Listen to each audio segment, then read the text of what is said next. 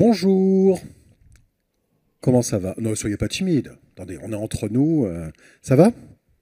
Oui, vous avez bravé les 20 kilomètres de Paris et vous avez fui le soleil pour venir prendre la lumière de l'intervention de Jean-Pierre Gou. C'est le début d'une belle après-midi. On va avoir tout à l'heure à 15 heures les nouveaux récits. Vous le savez, le festival Atmosphère aime cette idée qu'on puisse initier une nouvelle manière de raconter le réel à travers la fiction, les documentaires et toutes les façons de le faire, que ce soit par les romans, par la fiction télé, ciné, les séries. Donc tout à l'heure à 15 heures, on va avoir des scénaristes qui vont venir pitcher devant vous pour le concours de synopsis. Ensuite le film Marco. Et puis ce soir, nous finirons avec le très beau film La Vague lors de la cérémonie de clôture.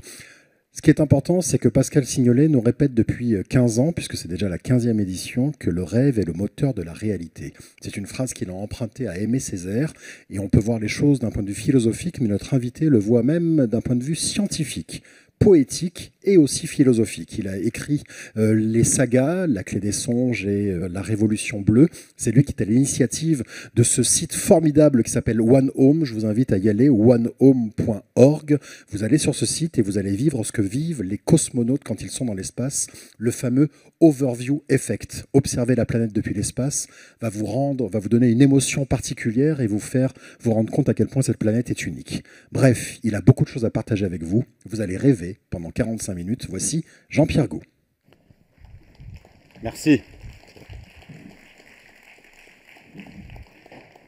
Donc pendant ces 45 minutes, on va parler du pouvoir des rêves. Aimé Césaire, effectivement, avait compris qu'ils étaient le moteur de la réalité.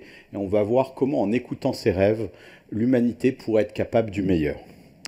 Alors, cette réflexion que je vais vous partager a démarré il y a 5 ans, pendant le Covid. Moi, ça fait 30 ans que je suis engagé dans la transition écologique et la transition énergétique.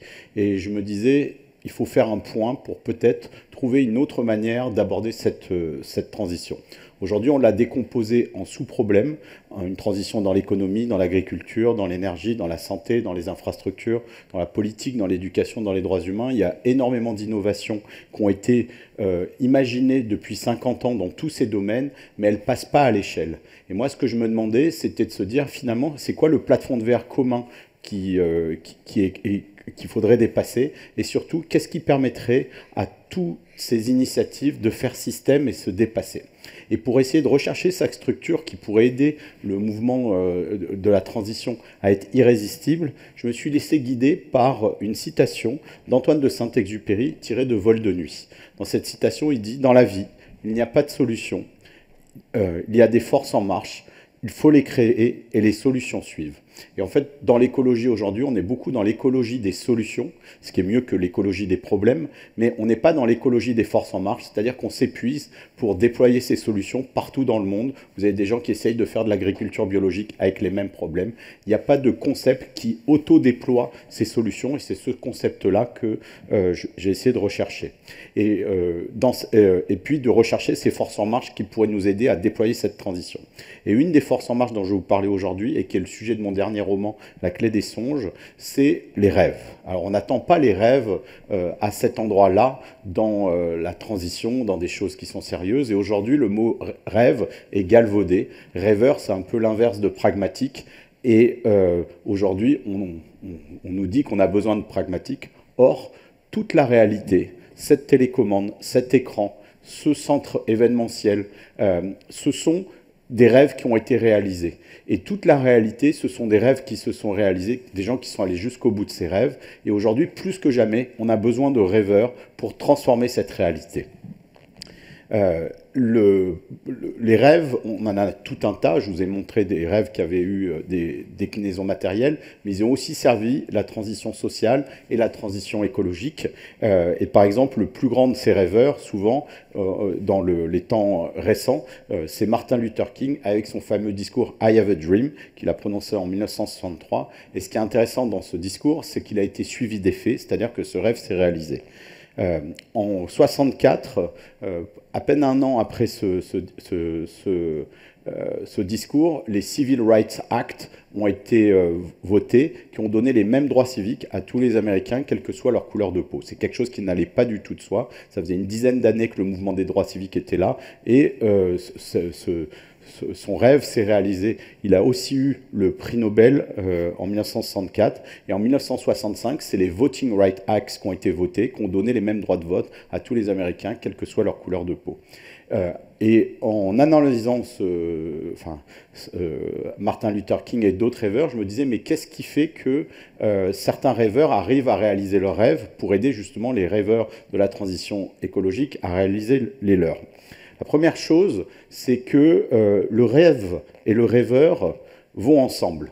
C'est-à-dire que moi, je n'aurais pas pu réaliser le rêve de Martin Luther King. Lui, il était issu d'une famille noire. Il a été très jeune, on va dire, exposé au racisme. Son meilleur ami était blanc et les parents de son meilleur ami ont plus voulu que leur fils fréquente Martin Luther King.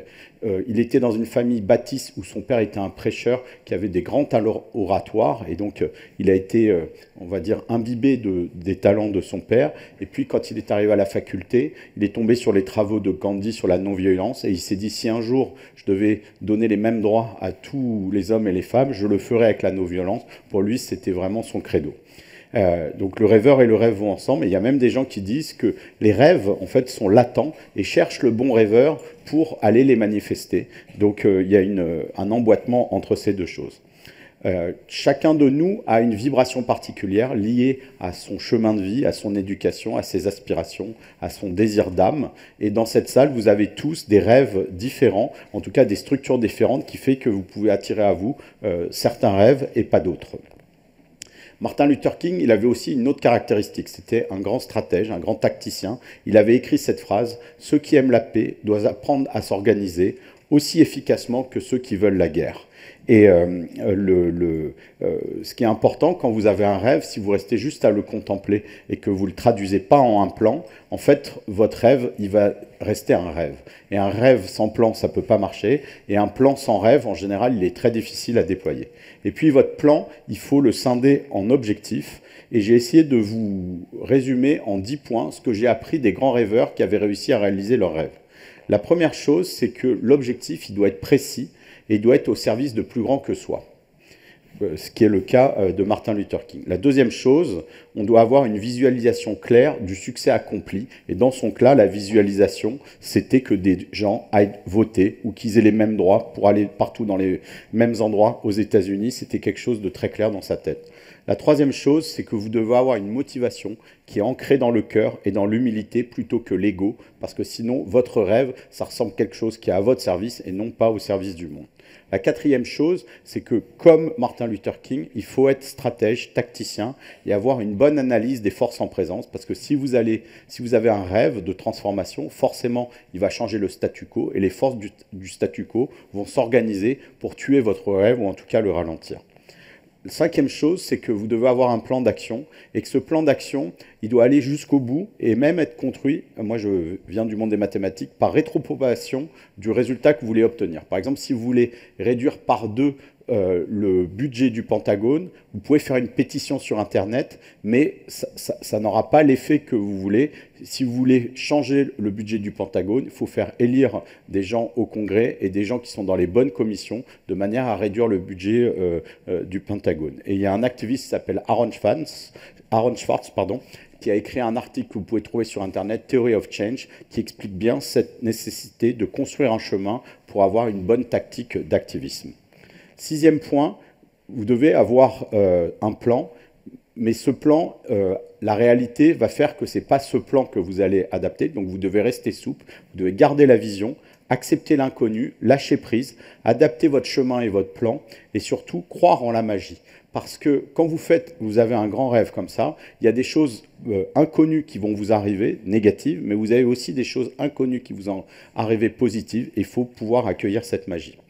Septième chose, trouver des alliés. Les grands rêves ne se réalisent jamais seuls. Huitième chose, demandez de l'aide. Grâce à l'aide des autres, vous allez enrichir votre plan et votre plan va être plus robuste. Neuvième conseil, commencez avant d'être totalement prêt parce que sinon, à 85 ans, vous aurez toujours votre rêve toujours pas réalisé. Il y a un moment, il faut se lancer. Et puis la dernière chose, c'est que les rêves prennent du temps et requièrent certaines conditions historiques pour se réaliser. Et on l'a vu, par exemple, récemment avec la célébration de l'entrée au Panthéon de Robert Badinter. En fait, leur rêve d'abolir la peine de mort, ils étaient dessus depuis des années ou des décennies. Et c'est vraiment au moment de l'élection de Mitterrand, qui avait besoin d'un grand sujet pour démarrer son septennat, que les planètes se sont alignées et que tout le travail qu'ils avaient fait des années auparavant a pu se matérialiser. Et en grec, il y a un nom en grec ancien pour définir ce temps qui n'est pas le temps qui s'écoule qu'on appelle chronos, c'est le kairos, c'est le temps de l'opportunité qui est pour vous. Et pour les Badinter, c'était ce moment-là qu'il fallait saisir pour réaliser leurs rêves. Un autre conseil qui m'a été partagé, c'est par un monsieur qui s'appelle John Allen, qui était le fondateur d'un projet en Arizona qui s'appelle Biosphère 2. Et lui, il me disait « Dream, no small dream ». C'est-à-dire que si vous avez des petits rêves, bah, vous avez des petits problèmes. Si vous avez des grands rêves, vous avez des petits problèmes. Et si vous avez des moyens rêves, vous avez beaucoup de problèmes. Donc vraiment, rêver grand, c'est un conseil qu'on peut vous donner parce que, vous aurez des grands résultats et puis vous aurez aussi beaucoup de magie qui va vous accompagner. Je vous parlais maintenant de mon rêve et de la coloration de ce rêve. Il est très lié en fait à l'endroit là où je suis né. Moi, je suis né il y a 51 ans à Nice, dans le bleu. Et ce bleu m'a émerveillé pendant toute mon enfance et vous allez voir que c'est la couleur de mes rêves. Ce bleu, il a inspiré plusieurs peintres, Matisse par exemple, mais aussi un peintre niçois qui s'appelle Yves Klein, que vous devez certainement connaître et qui est connu comme le maître du bleu, puisqu'il peignait des monochromes bleus. Et quand j'étais en classe de seconde, ils ont ouvert le musée d'art contemporain de Nice avec des peintures d'Yves Klein et je suis tombé complètement amoureux de ce bleu qui pour moi était un pont entre la matière et l'invisible. Et d'ailleurs, si vous prenez un rocher, que vous le peignez en bleu Klein, ce rocher perd sa densité. Et ce bleu Klein est un bleu particulier que Yves Klein avait breveté parce qu'il a cette particularité. Et en me baladant en classe de seconde dans ce musée, au moment de son inauguration, j'apprends que Yves Klein avait un rêve qui s'appelait la Révolution bleue. Et son rêve, c'était de propager partout dans le monde ce bleu, qui était le bleu du ciel de Nice, de manière à élever peut-être spirituellement le monde. Et il avait même écrit à Khrouchtchev et à Eisenhower pour qu'ils mettent du pigment bleu Klein dans les tests atomiques atmosphériques de façon à disséminer plus largement sa Révolution bleue. Malheureusement, Yves Klein, il est mort à 34 ans. En 1962, il n'a pas pu terminer son rêve. Et à l'époque, je trouvais ça extrêmement triste que ce rêve n'ait pas pu être prolongé et que ce bleu Klein qui avait baigné mon enfance ne peut pas être partout dans l'univers. Et vous allez voir que maintenant, je me retrouve 35 ans après à poursuivre le rêve d'Yves Klein. Autre chose, Nice, c'est une ville qui est exupérienne, c'est-à-dire c'est une ville où Saint-Exupéry a vécu. Les gens ne le savent pas, mais il y a vécu en 1931, et c'est à Nice qu'il a écrit Vol de nuit, le roman qui lui a valu le Renaudot, et dont était sortie cette phrase sur les forces en marche dont je vous parlais au début de cette conférence. Petit, j'ai été très tôt exposé à la crise écologique. Mes parents m'ont offert un livre sur les animaux, mais manque de peau, ils m'ont ouvert un livre sur les animaux en voie de disparition. Et dedans, il y avait toute une série d'animaux qui avaient complètement disparu, comme les dodos, et puis d'autres animaux qui étaient en voie de disparition et que je connaissais, que j'avais déjà vu dans des zoos. À l'époque, j'avais 5 ans. Et l'animal qui avait le moins de spécimens qui restait, c'était le panda. Il restait 1600 pandas. C'était un carré de 40 par 40. C'est sans doute là où j'ai voulu faire de la recherche en mathématiques plus tard. Et je me suis dit, quand je serai grand, je ferai quelque chose pour sauver les pandas. Et en fait, de ce livre, le panda, c'est le seul animal dont la population a augmenté parce que c'est un animal qui est aimé. Et vous allez voir que l'amour a un rapport avec ce que je vais vous raconter par la suite. Donc j'ai fait moi des études d'ingénieur, de la recherche en mathématiques appliquée toujours à la transition énergétique et à la transition écologique. Et puis mon rêve, le vrai rêve, il démarre au début de l'année 2000. À cette époque-là, j'étais sûr que le monde allait exploser avec le bug de l'an 2000, puis c'est strictement rien passé ce jour-là. Et je me suis dit, en fait, j'ai pris mes cauchemars au sérieux. Et la seule chose que je peux faire pour changer la couleur de ce siècle, c'est de réaliser mes rêves.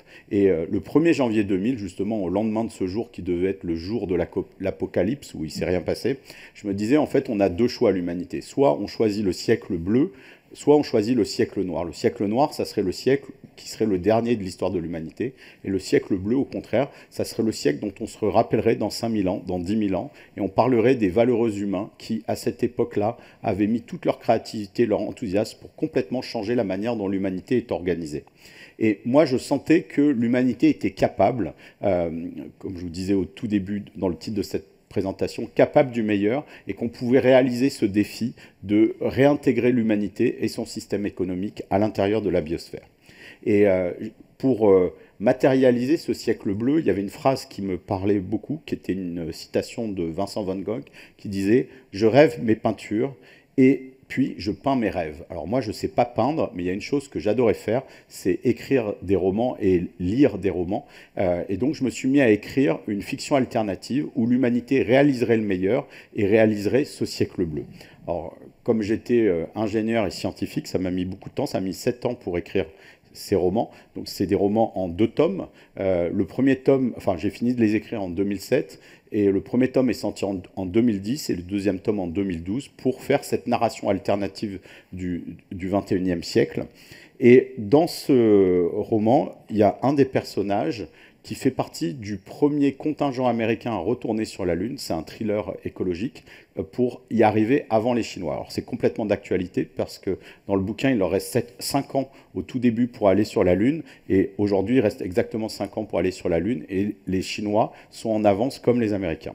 Et il y a un petit problème, je ne vous révèle pas l'intrigue, mais un des astronautes se retrouve bloqué sur la Lune tout seul. La seule chose qu'il a à faire, comme le Petit Prince, c'est d'admirer la Terre. Et il partage son amour de la Terre. Il vit ce que Sébastien vous a dit en introduction, l'overview effect, c'est-à-dire ce sentiment de tomber amoureux de la Terre en la voyant depuis l'espace. Et des milliards d'humains écoutent tous les jours, en fait, ce que dit cet astronaute qui tombe amoureux de la Terre. Et cet astronaute, à la fin du livre, à la fin du deuxième tome, il a un très grand rêve qui est que l'humanité accomplisse la révolution bleue. Et la révolution bleue, c'est le plus grand des rêves, c'est le rêve par lequel on réussit notre transformation écologique, comme je vous disais. Et à la fin de ce livre, en 2012, j'ai mis un cahier des charges de la Révolution bleue, et je rêvais que les gens s'en emparent pour concevoir cette Révolution bleue. Alors, malheureusement, ça ne s'est pas passé comme ça, et moi j'ai passé 12 ans, en fait, à enquêter auprès des acteurs du changement, pour voir à la fois toutes les choses qu'on pourrait faire croître, mais aussi qu'est-ce qui manquait comme ingrédient pour réussir cette Révolution bleue. Et cette révolution bleue, en fait, le point de départ, c'est de se dire, voilà, on a une planète qui a eu une existence, une biosphère qui existe depuis 3,8 milliards d'années, la planète existe depuis 4,5. Il y a 8 milliards 250 millions d'homo sapiens sur cette planète, et aujourd'hui, ce que l'on voit, en fait, c'est une humanité qui est en train de détruire les conditions d'habitabilité du vaisseau Terre pour nous, mais aussi pour toute une série d'espèces. Et je me disais, il doit y avoir un futur plus heureux à écrire, et aussi un futur plus heureux que ce que certaines grandes puissances veulent nous imposer. Aujourd'hui, on a le choix entre 2 rêves. Un rêve américain qui est incarné par l'administration Trump et toutes les personnes qui sont derrière. Un rêve chinois qui est incarné par Xi Jinping et tout l'établissement du Parti communiste chinois. Et en fait, ce sont des rêves de domination, même si dans chacun, il y a des choses qui sont intéressantes. Ce sont des rêves de domination. Vous avez un troisième rêve, aujourd'hui, qui vient de la Silicon Valley, d'un certain nombre d'entrepreneurs, de l'intelligence artificielle et de la robotique, qui sont aussi des rêves de domination. Et moi, je me disais, est-ce qu'on pourrait trouver des rêves qui non pas s'opposent à ces rêves, mais les transcendent, c'est-à-dire utilisent le meilleur de ce que les Américains peuvent proposer, ce que les Chinois peuvent proposer, ce que tous les peuples autochtones peuvent proposer, ce que les enfants peuvent proposer, pour raconter la plus belle des histoires entre l'humanité et la Terre.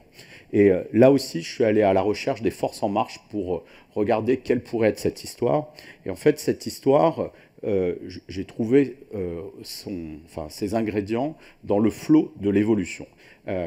L'évolution, enfin la force de l'évolution, Bergson appelait ça l'élan vital, structure le réel depuis le Big Bang, et ce qui fait qu'au départ, vous aviez des particules élémentaires qui se sont assemblées en atomes. Ces atomes sont devenus de plus en plus lourds dans les forges stellaires. Ces atomes se sont combinés ensemble pour faire des molécules. Ces molécules ont réagi ensemble et un jour, par un miracle, en tout cas sur notre planète Terre, des réactions se sont mises à cycler et il y a eu les premières cellules. Donc le monde était monocellulaire, le monde vivant, pendant des années, et il y a eu un saut en complexité qui a eu lieu. C'est quand ces êtres monocellulaires se sont associés les uns avec les autres pour former des grands tout, des êtres multicellulaires. Et ce qui étonne les biologistes, c'est qu'une coalition de cellules, on voit bien ce que c'est, mais le fait que ces cellules ensemble créent un être qui a sa propre conscience, ça c'est quelque chose qu'on n'arrive pas à expliquer. Et tous dans cette salle, vous en êtes la matérialisation. Vous êtes des coopérations de 30 000 milliards de cellules qui coopèrent pour être vous. Et on l'oublie chaque matin, donc je vais vous demander d'applaudir vos cellules, s'il vous plaît. Il y a eu un saut en complexité du même ordre plus tard, quand les espèces, les unes avec les autres, ont réussi en fait à former un grand tout encore plus grand que l'individu que vous êtes, une biosphère. Donc selon le chimiste anglais James Lovelock, qui a émis cette hypothèse qui s'appelle l'hypothèse Gaïa en 1972, la Terre serait un être vivant, c'est-à-dire la biosphère. C'est-à-dire qu'on a 9 millions d'espèces hors bactéries et virus, et ces espèces, en fait, ce ne sont pas un collier de cellules comme nous, un collier d'espèces, ça forme un grand tout, et ce grand tout prend soin des parties de la même manière que vous êtes un tout qui est constitué par des parties, et vous prenez soin de vos parties. Et cette biosphère, elle régule la température, elle protège la Terre de micrométéorites avec l'atmosphère, elle protège les êtres vivants, leur ADN, des rayons, des ultraviolets avec la couche d'ozone, elle distribue l'eau, elle distribue un certain nombre de nutriments et d'éléments chimiques qui sont indispensables à la vie. Il y a une intelligence qui se trouve là. Et cette créature, cette biosphère, elle a évolué avec le temps, et vous avez des parties en fait de cette biosphère qui sont comme des organes, par exemple les arbres, par exemple les baleines, par exemple l'humus, tout ça joue des rôles physiologiques à l'échelle de ce grand tout qui est la biosphère. Et en regardant en fait ces sauts de l'évolution, je me suis dit peut-être qu'on a une étape similaire dans l'histoire du développement humain, et que peut-être pour la première fois, on va passer de 8 milliards 250 millions de sapiens qui sont séparés, des petites cellules séparées, en un grand tout. Et ce grand tout, il s'appellerait l'humanité. Et pour que cette humanité naisse, cette réalité biologique qui serait un collectif humain planétaire, l'activateur de ça pourrait être ces fameuses limites planétaires qui aujourd'hui ressemblent à un précipice dans lequel pourrait tomber, mais ça pourrait être le mur sur lequel on s'appuie pour former un grand tout qui est l'humanité. Alors cette humanité aujourd'hui, elle n'est pas structurée. Vous avez 8 milliards 250 millions de sapiens qui sont divisés en nations, mais surtout qui n'ont pas l'impression d'appartenir au même tout, d'œuvrer ensemble à un destin commun. Et ces 8 milliards 250 millions de sapiens, aujourd'hui, il y en a un certain nombre qui sont inquiets pour leur futur. Il y en a un certain nombre qui œuvrent, et je pense dans cette salle, vous êtes nombreuses et nombreux à œuvrer pour des transitions sociales ou écologiques. Donc si cette nuée d'humains, on l'a représentée par un grand sapiens, il y a ce grand sapiens est inquiet et rêve. Et je me disais, il rêve peut-être d'une forme, quelle serait la forme aboutie qui pourrait nous permettre, en tant qu'humains, de tous, qu'on soit chinois, du Bangladesh ou du fin fond de l'Allemagne, qu'est-ce qui pourrait nous enthousiasmer pour faire un symbole qui soit universel, un symbole qui soit laïque et que toutes les religions ou toutes les nations respectent. Et ce symbole, je l'ai trouvé à un endroit étonnant sur la couverture du Petit Prince. Avant de vous parler de ça, il y avait cette photo que j'avais vue qui était une photo de murmuration où on voit une nuée d'oiseaux qui forment ensemble un grand oiseau. Et je me disais, voilà, nous, on n'a pas de forme aujourd'hui, l'humanité. Et en tout cas, on n'a pas le sentiment d'avoir une forme ou d'aller vers quelque chose. Quelle pourrait être cette forme? Et en regardant la couverture du Petit Prince, moi, depuis que je suis tout petit, il y avait quelque chose qui me frappait, c'est qu'il me semblait que Antoine de Saint-Exupéry s'était trompé dans les échelles. C'est-à-dire que le Petit Prince est beaucoup trop grand par rapport à la taille de sa planète. Et par exemple, en mathématiques, vous pouvez montrer qu'on ne peut pas avoir un arbre de plus de 134 mètres. Donc vous ne pouvez pas avoir un être vivant aussi grand que celui-là. Et en regardant en fait la couverture du Petit Prince, je me dis, mais peut-être que le Petit Prince n'est pas un individu sur sa planète, mais il est peut-être l'humanité de sa planète. C'est peut-être un collectif planétaire fait de plein de petites cellules. Et en fait, cette interprétation, elle répond à une des questions que moi j'avais depuis tout petit sur le Petit Prince, c'est pourquoi il n'a pas de parents.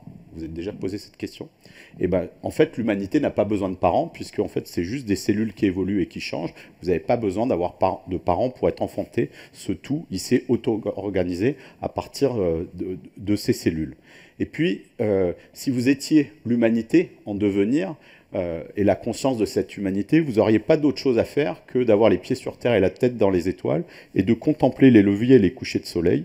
Puis le petit prince sur sa planète, lui, il a réussi sa transition. Tous les matins, qu'est-ce qu'il dit? Il fait sa toilette, c'est-à-dire il fait la toilette des liens humains. Et nous, on devrait faire ça, la toilette de nos liens. Et puis une fois qu'il a fini sa toilette, il fait la toilette de sa planète. Et on devrait peut-être, avant d'aller travailler, passer une demi-heure à faire la toilette de la planète pour se rappeler que cette planète, c'est un bien commun collectif. Et puis le petit prince, si on continue la lecture avec cette clé de lecture, quand il part pour aller vers la Terre, il visite 6 planètes. Et en fait, sur ces 6 planètes, quelque chose me frappe pour la première fois. C'est que sur chacune des planètes, il y a toujours un gigantesque humain sur ces planètes. Ce sont aussi des collectifs planétaires, en tout cas dans mon interprétation. Et j'avais jamais compris pourquoi il avait choisi ces archétypes-là plutôt que d'autres. Et en fait, quand vous regardez avec ce regard, les archétypes qu'il a choisis, ce sont des collectifs qui sont malades, et ce sont toutes des maladies qu'a l'humanité. Le premier, le roi, il habite sa planète en pensant qu'elle lui appartient, alors que c'est lui qui appartient à sa planète. L'inversion de cette relation d'appartenance change tout, et nous, on a ce problème. Le deuxième, le vaniteux, il se place au-dessus de tout le monde, il a besoin d'être sans cesse flatté, et nous, c'est pareil en tant qu'humains, on s'est placé au sommet du règne animal, alors que chacun est à sa place dans cette biosphère. Le troisième, le buveur, le petit prince, il l'observe, il lui dit « Pourquoi tu es triste? Parce que je bois. Pourquoi tu bois? Parce que je suis triste. » Donc là, il se dit, il suffirait qu'il boive pour qu'il soit plus triste. En fait, nous, on est pris dans le même type d'addiction. Et souvent, ce sont des manques d'amour, hein, les addictions. Et on a des addictions au plastique, à des drogues, à des alcools, différentes choses. Et au plastique, on est pris dans ces addictions qui sont en train de détruire les humains et de détruire la planète, ou évidemment aux énergies fossiles. Le quatrième, c'est le businessman qui ne regarde sa planète qu'à travers ses chiffres. Et nous, c'est pareil. Aujourd'hui, les gens qui gouvernent ce monde, en tout cas les directeurs financiers des grandes multinationales et les gens qui gèrent les budgets des États, ce sont des gens très sérieux, comme ce businessman, mais qui ont oublié de mettre du budget pour sauver notre planète. Et donc, on a la même maladie que ce businessman. Le cinquième, il est plus complexe, mais vous allez voir que ça marche aussi, c'est l'allumeur de réverbère. Donc il voit ce monsieur qui allume et qui éteint son réverbère, et puis qui se demande pourquoi il le fait. Mais si vous contempliez l'humanité et que vous voyez cette créature, tous, à un moment dans la journée, on va se coucher, puis après on allume nos lumières, puis après on va se coucher. Et donc l'humanité allume, éteint ses lumières, allume et éteint ses lumières, sans avoir formulé son but. Personne n'a jamais parlé de c'est quoi l'objectif de l'humanité en tant que collectif. Et le fait qu'il n'y ait pas de projet collectif, ça crée aussi des problèmes de quête de sens au niveau des individus. Puis le dernier, c'est le géographe. Alors moi, j'ai plutôt une passion pour les géographes. Mais le petit prince, ce qu'il remarque, c'est que le géographe ne regarde pas le monde avec ses yeux, il le regarde à travers ses livres. Et nous, qu'est-ce qu'on fait? On regarde le monde à travers nos téléphones portables. Donc le petit prince nous alerte qu'ailleurs dans l'univers, il y a ces espèces d'impasses qui sont trouvées. Et aujourd'hui, on est, nous, dans ces impasses. Et quand il arrive sur Terre, c'est étrange, la rencontre entre le petit prince et l'aviateur. C'est-à-dire qu'il n'était pas là, puis d'un coup, il surgit, comme dans un rêve. Et puis, il reste un certain temps, il échange avec l'aviateur, et puis il redisparaît. On ne sait pas bien s'il est mort, on ne sait pas bien s'il est reparti dans l'espace. En tout cas, il disparaît. Et en fait, c'est une discussion, avec l'interprétation que je vous donne, entre un individu, l'aviateur, et une conscience planétaire. C'est comme si vous étiez une de vos cellules et que vous discutiez avec vous-même. Cette discussion ressemblerait à un rêve. Et dans ce rêve éveillé, il y a un moment où le petit prince lui donne le secret pour arriver à vivre en osmose avec sa petite planète. Et c'est la phrase la plus connue du petit prince, mais dont je vais vous expliquer le sens avec cette grille de lecture. C'est l'essentiel est invisible pour les yeux, on ne voit bien qu'avec le cœur. Le problème aujourd'hui des humains, c'est qu'on ne ressent plus. On voit, et c'est basé sur ce que l'on voit que l'on prend des décisions avec notre cerveau. Et on peut, par exemple, blesser quelqu'un, et si on ne ressent pas ce que cette personne ressent quand on l'a blessé physiquement ou moralement ou juste avec des mots, en fait, on crée un lien qui est perturbé. Et si vous faites, par exemple, vous avez une entreprise que vous rejetez derrière votre entreprise des eaux usées dans une rivière, pareil, vous allez perturber des liens et vos yeux ne vous disent rien, mais votre cœur va ressentir que vous créez des désagréments. Et si vous utilisez votre cœur avec votre cerveau et que vous ressentez, en fait, les liens, et que vous arrivez à voir les liens entre les choses, en fait, vous allez voir que ces liens, ce sont des liens qui sont en danger, des liens qui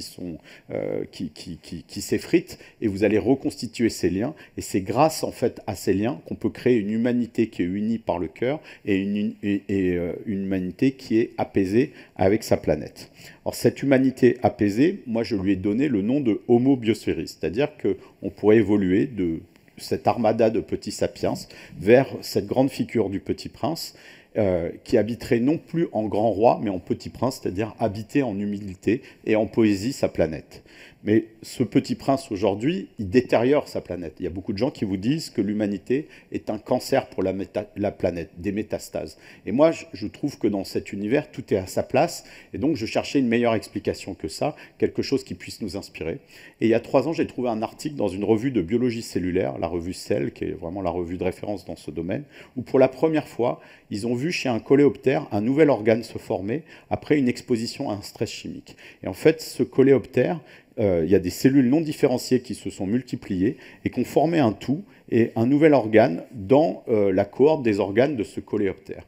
Et en fait, dans cette phase de multiplication, cet organe en devenir ressemble en fait à un cancer. Et la proposition que je vous fais, c'est que l'humanité ne soit pas un cancer de la biosphère, mais soit au contraire un organe en devenir dont il faudrait définir les fonctions. Si vous prenez le foie aujourd'hui, c'est un organe qui a à peu près 12 ou 13 fonctions, des fonctions de filtration, des fonctions de synthèse de vitamines. Et donc la question, c'est quelles pourraient être les fonctions physiologiques, comment l'humanité pourrait enrichir la biosphère. Et aujourd'hui, cette question n'a pas été débattue. On parle des services que nous rende la nature d'un point de vue économique. On n'a jamais vu les services que l'humanité rend à la nature.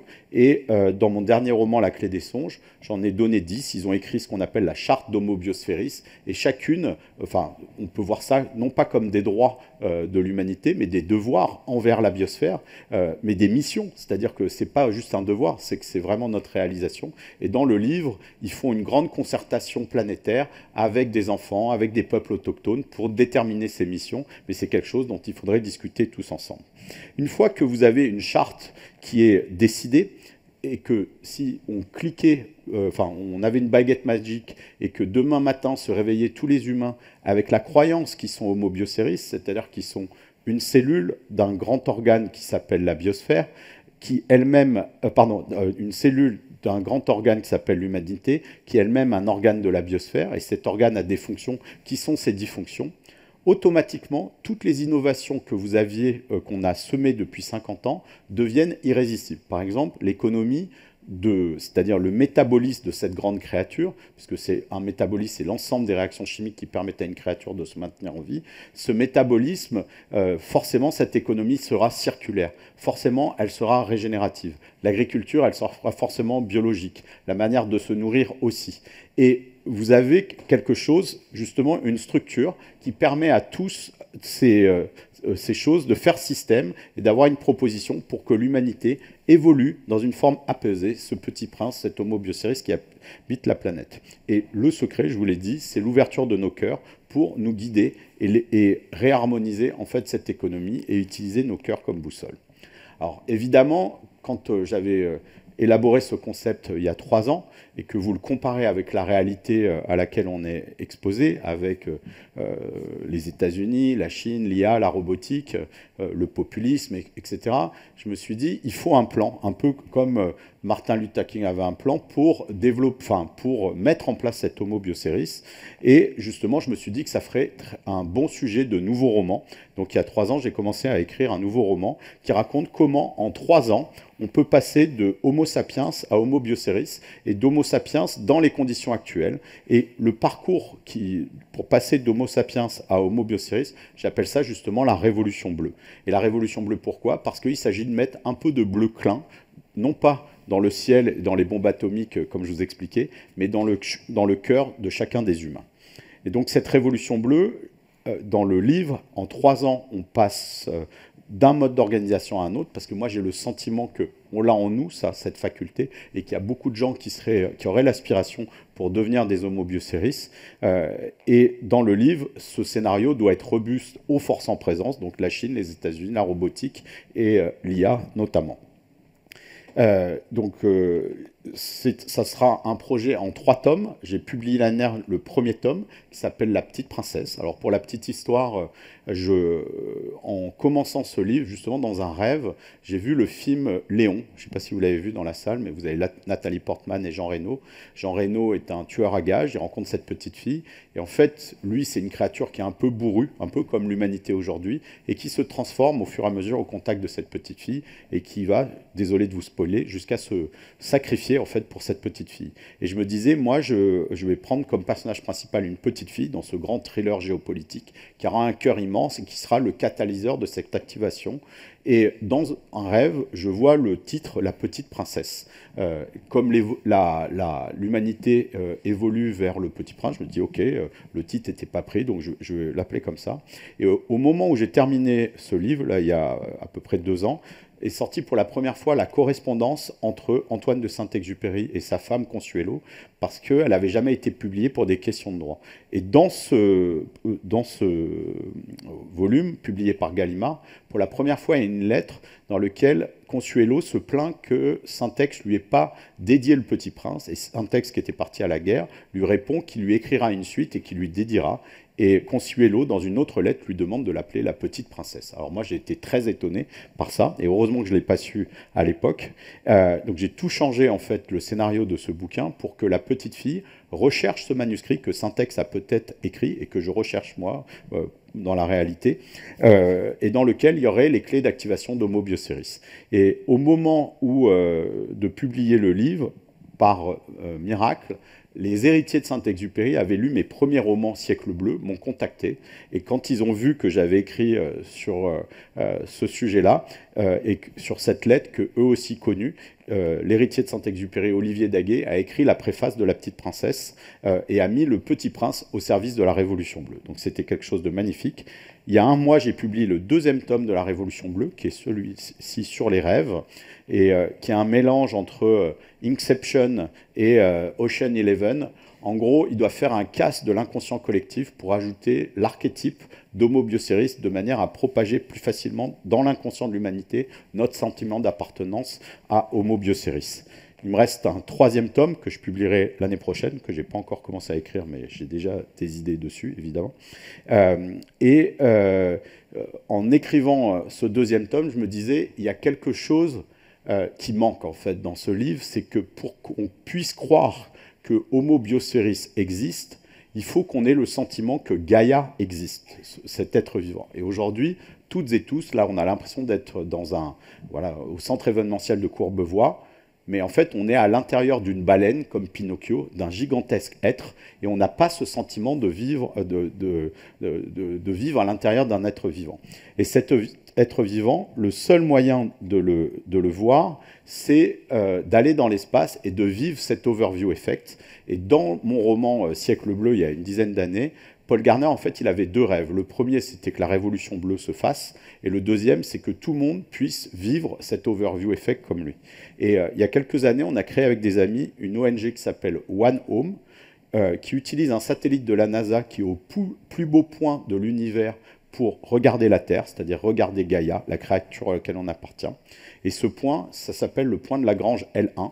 Il est sur l'axe Terre-Soleil, c'est-à-dire sur un axe où la Terre elle est toujours éclairée, au point où les forces de gravitation de la Terre et du Soleil s'équilibrent. Et de ce point-là, sans effort, vous pouvez toujours voir la Terre éclairée et faire les premières vidéos de la Terre qui tournent depuis l'espace. En fait, moi, j'avais rêvé de ce satellite en 1998, mais j'avais à l'époque 22 ans et pas les budgets pour faire partir un satellite à 1 500 000 km de la Terre.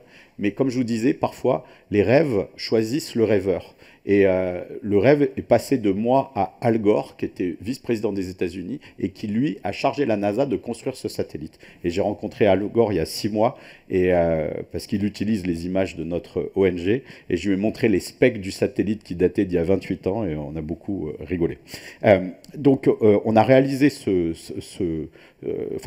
donc ces images, en fait, Al Gore l'avait rêvé, Bush l'a annulé, Et en 2015, finalement, le satellite est parti. Et depuis 2015, nous, on récupère 10 images par jour et on crée les premières vidéos de la Terre vues depuis l'espace. Avant ce projet, Gaia ne s'était jamais vu avec des images réelles sous toutes les faces. Donc, vous pouvez trouver ça sur onehome.org. On a fait des projections dans le monde entier. Donc là, vous avez une projection à Delft. Et c'est intéressant qu'on a fait avec l'Institut des futurs souhaitables, dont moi j'ai été président. Et au moment où on a fait cette projection à Delft, la Station spatiale internationale est passée au-dessus de nous. C'est une probabilité extrêmement rare. Et on y a vu un clin d'œil de Socrate, parce que Socrate, il allait régulièrement à Delft. C'était là-bas où la Pythie de Delft lui avait dit qu'il était le plus sage des hommes, puisqu'il savait qu'il ne savait rien. Donc ça, c'était le secret de la sagesse. Et Socrate, en fait, c'est le premier, en tout cas dont on a une trace écrite, qui avait rêvé de ce à quoi la Terre ressemble vue depuis l'espace, et surtout décrit dans Phédon de Platon que l'humanité changerait complètement le jour où elle pourrait s'observer depuis l'extérieur et observer la Terre depuis l'extérieur. Donc on a vu ça comme un clin d'œil de Platon qui nous disait qu'on avait réalisé son rêve. Avant de vous parler de la suite de One Home, pendant quelques minutes, on va éteindre la lumière et on va faire ensemble 2 minutes 30 d'Overview Effect. Donc vous allez voir la Terre comme aucun astronaute ne l'a vue, parce qu'on est à 1 500 000 km de la Terre, c'est 4 fois plus loin que la distance Terre-Lune. Et puis, ça c'est unique, mais surtout vous allez contempler Gaïa et essayer de voir un être vivant sur cette Terre. Et je finirai juste après ces 2 minutes 30.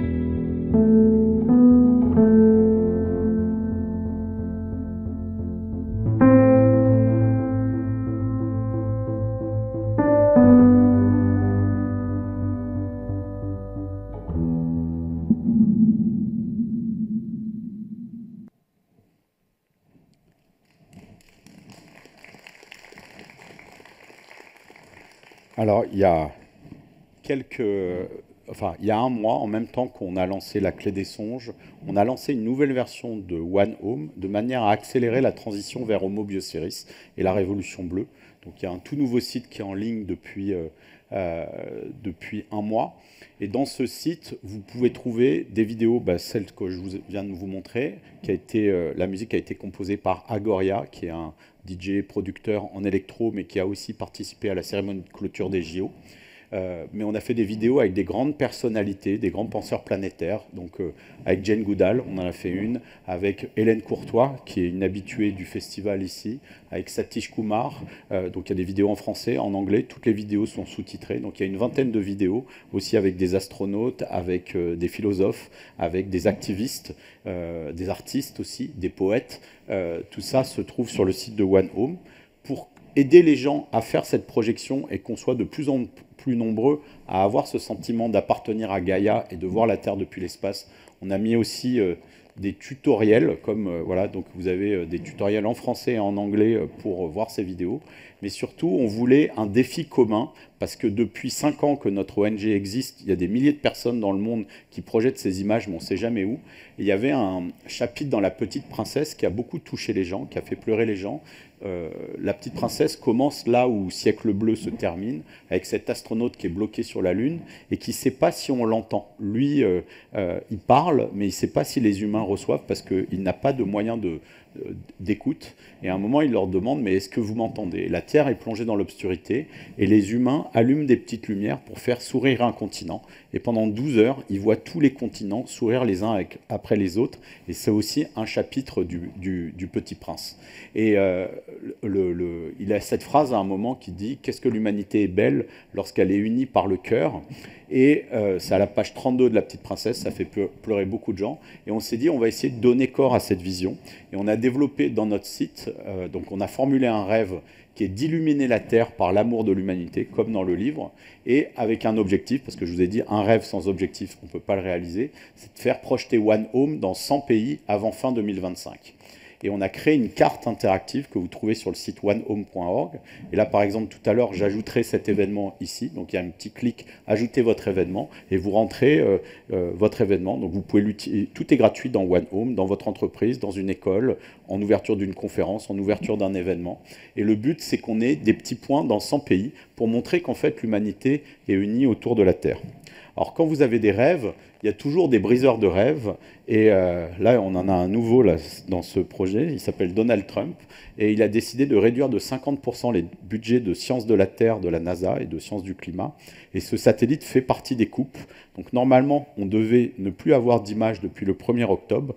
Mais comme là, on est en government shutdown, on est encore dans une période où le satellite filme encore, mais le site web de la NASA n'est pas mis à jour. Donc là, mais on sait que le satellite fonctionne encore. Mais le satellite risque de s'éteindre. Il pourra peut-être se rallumer, mais nous, on a 10 ans d'images. On ne va pas abandonner, on ne va pas donner du crédit à Trump, et on va continuer à émerveiller les gens, parce qu'avec ces images, on peut encore produire beaucoup et émerveiller le monde. Donc la Terre a besoin de vous. Et je vous invite à aller sur One Home, à vous inscrire sur notre newsletter sur onehome.org pour tenir au courant de ce challenge. On est déjà à 23 pays, il nous reste que 2 mois et demi. Donc si vous avez des amis ou des connaissances à l'autre bout du monde, écrivez-nous pour nous aider à faire ça. Et voilà, c'est ça que je voulais vous partager. Merci.